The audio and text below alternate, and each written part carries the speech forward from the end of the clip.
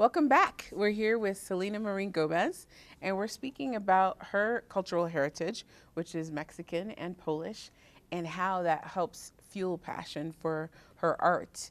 And last segment, we talked about how she got to that passion and how she made a courageous decision to really chuck everything and start over. So we'll continue on how your heritage fueled you and what you've done with it and how it is portrayed in your art. Mm-hmm.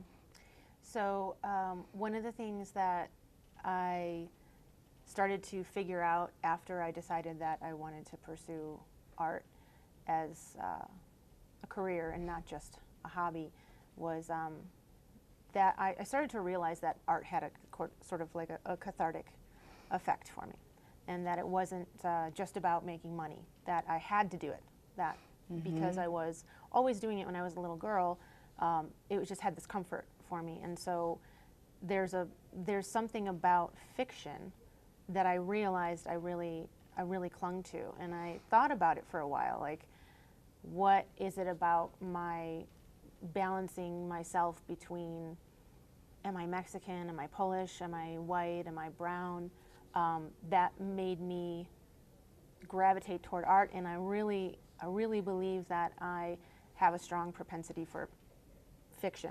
And that fiction, it allows me to create the world that I kind of need, that isn't there, but I really needed it to be there, you know, as a little girl. And I remember even when I was a little girl, outside of school, not even assignments, working on, you know, stories and writing little girl stories for, you know, somebody like me, you know, like Right. creatures and fantasy creatures that come in and save little girls from nightmares and things like that. So it's always sort of been there, that art and fiction element to kind of help me process this sort of, well, I'm here, I'm Mexican, but no, now I'm white in this setting. When I'm next to the Mexican girls at school, I'm white. But then when I'm next to the other white girls at school, I'm Mexican. And, you know, and there's a constant bouncing back and push forth. and pull, yeah. You know? That straddling of the cultures, of the race, of, you know, where do I fit? That's that liminality, that's the in-between. Yeah. Yeah, and Literally. it's a thing. It's a real thing. Yes, literally in between, walking a tightrope. And on top of that, I felt very much, you know, my father wanted, I know he wanted a boy, because all dads kind of want a boy. So so here comes along. Some don't, some. But yeah, you're right. A lot you're right. of them Some do. don't care. Yeah. But my dad, he told me, he said, I really wanted a boy. He told you? Yeah. He said, I really wanted a boy. And well, I have 4 girls, and then here comes the 5th, you know. And I thought, we didn't want to know who you were. And then you came out, and I thought, oh, well, she's going to be good at sports anyways. and I did sports. But I think that having that, like, both permission to be a little bit less girlish, because he just wanted one so bad for a while. And you know, we've talked about this. It's perfectly hilarious to me that, you know, we did more things, we built things together. So like part of that liminal identity for me is also, I, you know, don't fit either mold. I don't feel, you know, female all the time. I definitely sometimes feel male. And it took me so long to come to terms with that.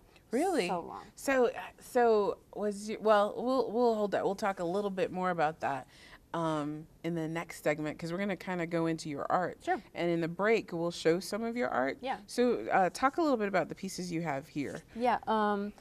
So I'm working on finishing a short story in comic or graphic novel format for DINK, which is Denver Independent Comic Expo. It's their first one. So I have a booth. It'll be my first booth, and I'm excited. So the short story is basically just a little sample of what the graphic novel will be like and what the story will be about. And so my process here, I don't know how you want to hold it, is working with blue Prismacolor pencil and you know, working with my panel layouts and moving the story in the way that I want the viewer to see it. A double-page spread, as far as I understand in comics, is basically there to just show a really important moment. And this is a part in the story where the protagonist realizes she can levitate out of her body and float around outside of time. So she projects her body outside of herself. And so the interesting thing, I guess, about this is that the way I drew it is I bent it. Right. this way. I love this. And these lines on the top that are previously not straight now become straight. So when the reader ideally will look at this, they'll be able to Once the see colors filled in and everything. they'll be able to see the cube in the background and how she's floating around in and out of this dimensional space. So I really love MC Escher, and I really want to, you know, follow in his footsteps. And Really? oh, I know I never will, but that he's just who I aspire, you know, to That's be fantastic. like. So I love it. I love it. And when we Yeah. come back, we'll look at some more of your art. We'll talk a little bit more about your dad and some of the realizations you have for yourself. We'll talk about these my courage fantastic strength. marks on your arm and how that all fits into this picture. Yeah, thanks. So we'll be right back.